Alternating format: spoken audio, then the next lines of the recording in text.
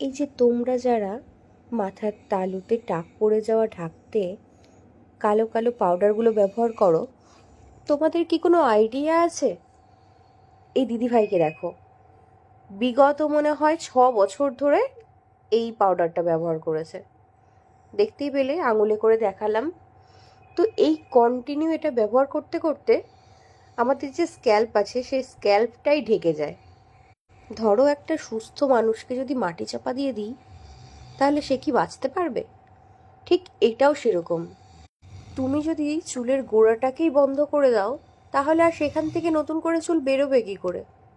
আর এত বাজে পরিমাণে কেমিক্যাল দিয়ে তৈরি হয় এটা, যে চুলের যে গ্রোথটা থাকে সেটাকে তো পুরো শেষ করেই দেয়। এছাড়া সমস্ত চুলকে পুরো রাফ করে দেয়, এত রুক্ষ করে দেয়, হাত দিলে না মনে হয় যেন পাটে হাত দিয়েছি। তো প্লিজ, এই